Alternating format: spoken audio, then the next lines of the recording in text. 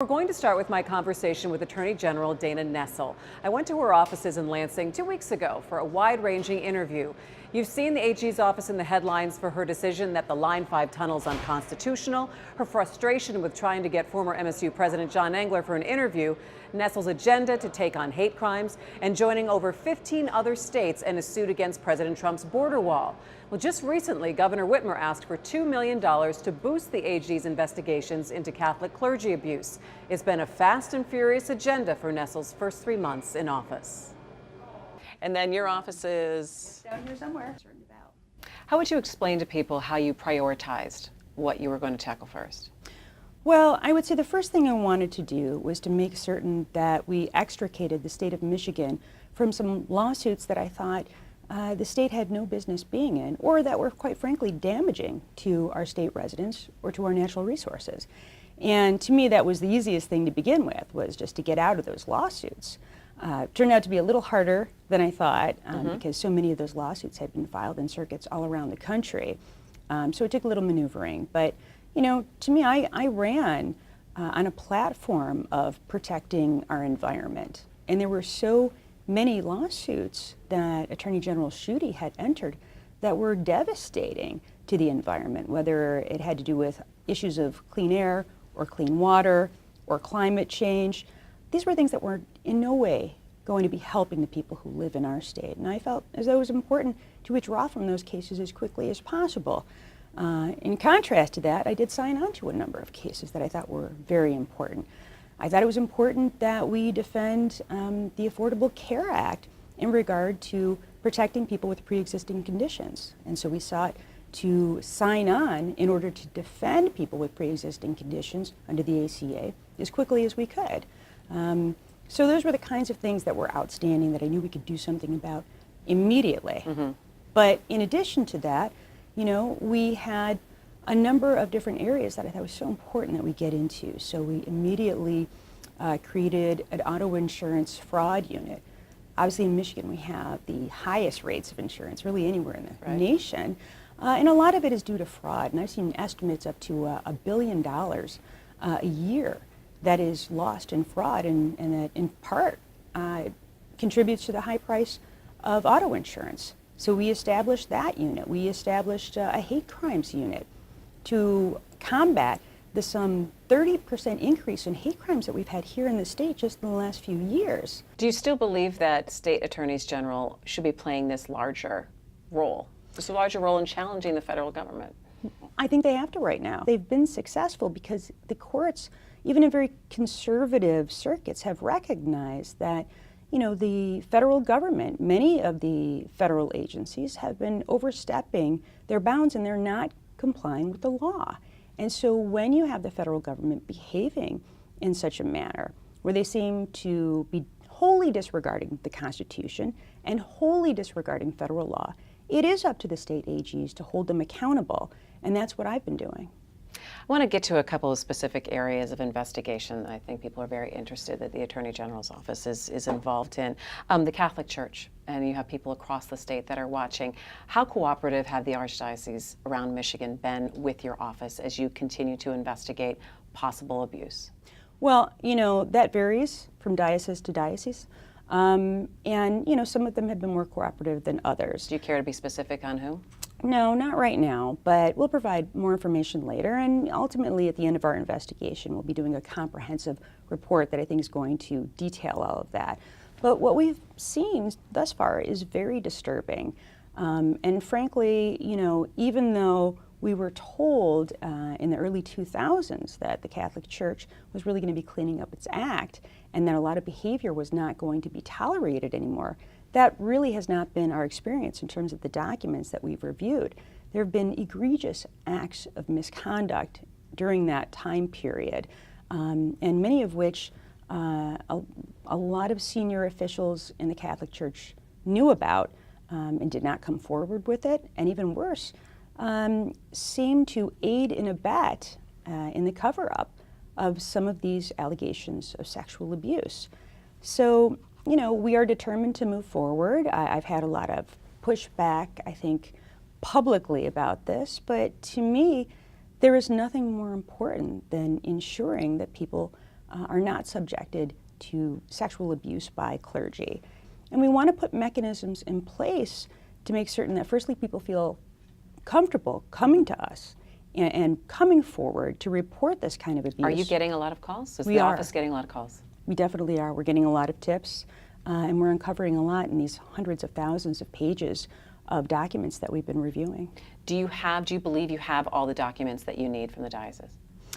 Well, I mean, certainly the way the search warrants were executed, I think that they certainly did. They were able to remove an enormous number of documents. Now, whether there are documents that we don't have, you don't know what you don't have. I think it's very hard sometimes to put a date on when you'd like to see something done, but can you give people a sense of how long this investigation will continue, or are you saying in the next year or so that you might have some more answers for people? Our goal is to have a finalized report within 2 years, but what we've decided to do is not really just wait until that 2 years is over in order to make recommendations, and we're certainly not going to wait if there's any criminal prosecutions that need to move forward. You've changed who is going to be taking over the litigation in Flint, and with Kim Worthy's going to be overseeing that. And so there's been a little bit of delays in the criminal prosecution of Darnell Early and a couple of other things. What can you tell people about delay in when you make a change like this, and will there be some kind of eventual end here that will be in a speedy time? Oh, absolutely, I think there will, but I think more important than doing things quickly is doing them right. And the fact of the matter is I was highly critical of the way the prosecutions moved forward during the course of the Schuette administration. I thought it was bizarre that you would have a private firm handling all this and that it would cost, and I know we're up over $8 million for what turned out to be, 15 prosecutions, half of which were misdemeanors, and all the cases that have been resolved, I think, at 90-day pleas, many of them under advisement. That was insane to me. I did not think for a minute that these cases were being handled properly, and I put a new team together. I put my Solicitor General, Fadwa Hammoud, in charge to be working in concert with Kim Worthy. And I think anybody who knows Prosecutor Worthy respects her and understands that, there is nobody that she's going to let off the hook, no matter who they are. But on the other hand, she's not going to prosecute people that don't deserve to be prosecuted for political expediency. Okay, let's move on to Michigan State and a very public battle that has been playing out over the last couple of days with your need to speak with and interview former MSU President John Engler, who said that he was not going to be in the state anytime soon, but indeed was in the state, taking on a basketball game or two. Where are you right now with communication with his team, and will you get a chance to sit down with him? In terms of our opportunity to interview former interim President Engler, I think in some ways that's a question for him in terms of it being a voluntary interview. And frankly, all the hundreds and hundreds of interviews that had been conducted previously under the prior administration, those were voluntary interviews. And we would have expected the same of John Engler. I thought it was very strange, to be honest with you, when I came into office, that he was pretty much the only person of any import that had not been interviewed. And again, I absolutely suspected that there was some political consideration to that, as opposed to really getting the answers that we had to many of the questions about what occurred during the course of the scandal, the Nassar scandal. And we thought it was important because he played such a large role in terms of when he was brought in. And we had a number of questions for him, of course, about the resolution of the Nassar cases, but also information that turned up about the George Perlis resignation. And we thought it was very important to be able to interview Mr. Engler. We spent months trying to arrange an interview. We were told time and time again that he would not be in the state of Michigan. And we had long suspected, quite frankly, that his attorneys were engaged in forum shopping. And they only wanted Engler to be interviewed, firstly, in a place where I didn't have any prosecutorial authority. Engler's team has come back and said that there's some kind of conflict of interest with someone in your office. How would you address that? I would call it ridiculous. Absolutely ridiculous. What kind of a conflict of interest is there? Because we have an assistant AG that's trying to coordinate the interviews. Just because you don't like something that a person says does not mean it's a conflict of interest. I've handled thousands of cases where there might have been some bickering back and forth in terms of us trying to proceed onward with the lawsuit. You don't get to say that a person has to recuse themselves. And you don't get to decide, by the way, who your prosecutor is going to be. So what can the trustees do about it, and what could your ultimate recourse be in this case? Well, I know that the trustees are going to try to get him to sit for an interview, to do it here in the state of Michigan. How successful they're going to be, I'm not sure. We're evaluating our options right now. All right, let's get some analysis on the moves the AG's office is making. Say hello to Nolan Finley of the Detroit News and Stephen Henderson of WDET Radio. All right, I'm going to give you each just a quick shot at what kind of job you think that she's doing so far. I think she's doing a fine job. She's doing what you would expect a Democrat who's elected to that job. She's doing a lot of the things that she talked about on the campaign. She said she was going to do all of these things, so it's not a lot of surprise. I think, though, if you have an objection, it's that the AG's office should be more politically neutral. It hasn't been for a really long time. Bill Schuette was one of the most partisan AGs in the entire country. He set the stage for whoever was going to get elected after him on the other side to come in and undo all of it. I would hope that there's a way to get back to this idea of the Attorney General as the person who interprets the law and advocates for the state in legal terms and stays away from some of the more charged political issues. But you can't put that burden on her, because they sure did not put it on Bill Schuette or on Michael Cox. So you're saying the big shift this way, big shift back over. What are the two things that are concerning you most of all, Nolan? You've written about a couple of them. I think she's going to blow Bill Schuette away in that regard. One, she's got her job confused with the legislature's jobs. She doesn't make jobs or laws, and she doesn't undo laws that the legislature has passed. If she thinks they are in conflict with the state. Her power. She can say, she can offer that opinion, but it's not in her power. There's separation of powers here.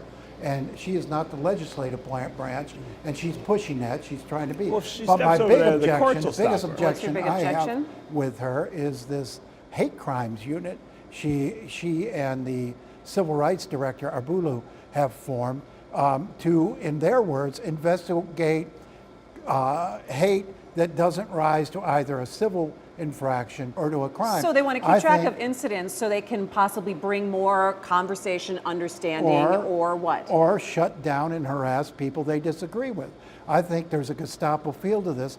You know, when you talk about tracking members of a group. That's a pretty strong statement to use. This is a pretty offensive. To use that word. And I use it intentionally because it's a pretty offensive idea that you would investigate people, keep track of people, because they hold a different political view. Is it keeping track of people, or is it keeping track using their own description. Events? No, I'm using their own description. The idea they want to take groups that they find offensive, and investigate things that don't rise to a crime or a civil infraction. That's an improper role.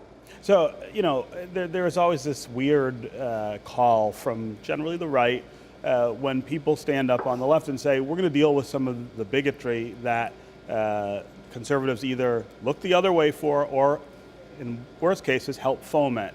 And say, well, this is somehow inappropriate. You can't shut down thought, Steve. It's not about shutting down hang thought. on. She's not saying shut down thought. She said that. How do you know that's not what they're going to do? She's saying when she says we're going to go after people Yeah. for things that don't rise to crime or civil infractions. Do you think that's going after thought? That's you going feel after like political it's views. not? Going after people. How so? What do you mean? What do you mean by when going she says after? we're going to take, we're going to keep track of your membership list? Sure. That's an affront to free association. It's an affront to free speech. You can't defend that. So at a time when we are dealing with more of this kind of activity than we have in the past, you think the Attorney General ought to just sort of sit back and say, you don't suspend the Constitution. You have a nothing right of free unconstitutional association. Some of the groups that she's identified are Catholic groups whose ideology she doesn't share. That's improper. Or whose ideology is threatening the freedom of other people. This is just a small part